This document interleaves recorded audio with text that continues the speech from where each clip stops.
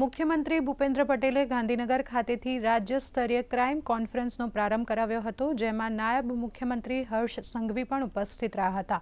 2 દિવસીય આ કોન્ફરન્સમાં રાષ્ટ્રીય સુરક્ષા, સાયબર ક્રાઇમ, ડ્રગ્સ સામે ઝીરો ટોલરન્સની વ્યૂહરચના સંદર્ભે વિગતવાર ચર્ચા કરવામાં આવશે। સાથે જ વિકસિત ભારત 2047માં ગુજરાત પોલીસની ભૂમિકા સંદર્ભે પણ ચર્ચા કરવામાં આવશે। આ કોન્ફરન્સમાં પોલીસ ઉચ્ચ અધિકારીઓ અને જિલ્લા પોલીસના વડાઓ પણ સામેલ થયા છે। પણ આજે 2 દિવસની આ કોન્ફરન્સમાં પ્રજાજનો માટે શું બેસ્ટ હોઈ શકે, ટેકનોલોજીનો ઉપયોગ શું હોઈ શકે, ટેકનોલોજીના ઉપયોગથી જેટલું તમે આગળ વધો એટલું ખોટા કરવા વાળા બી એની સામે તૈયાર જ હોય છે કે હવે તમે આવું કર્યું, તમે આવું કરવા તૈયાર છે। બધા જ લોકો કોન્ફરન્સની અંદર હાજર હતા અને એ કોન્ફરન્સમાં બધા જ લોકો મુક્તપણે પોતપોતાના જિલ્લાઓમાં શું કામગીરી કરી છે અને એ કામગીરીના માધ્યમથી બીજા લોકો બી બીજા જિલ્લાઓની અંદર એ કામગીરી જો સારી લાગે તો એ કરી શકે।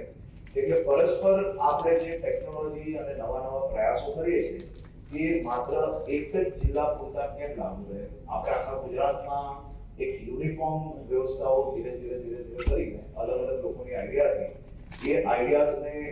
ઇન્સ્ટિટ્યુશનલાઇઝ કઈ રીતે કરી શકીએ તે માટે આ 2 દિવસની ક્રાઇમ કોન્ફરન્સનું આયોજન કરવામાં આવ્યું છે। સાયબર ક્રાઇમ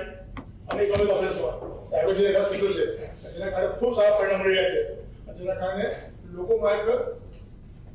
સેફ્ટીની ફીલ પર આપી રહી છે કે કોઈ ફ્રોડ કરશે તો કોઈ જગ્યા છે ત્યાં જઈ શકાય, જ્યાંથી એનો શોષણ થાય।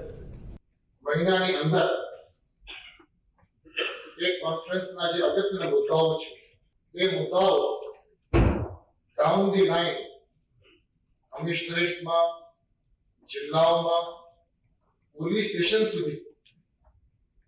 આ વિષયો બાબતે દરેક ફિલ્ડ ઓફિસરને માહિતગાર કરવા તે અંગેનું આયોજન કરવા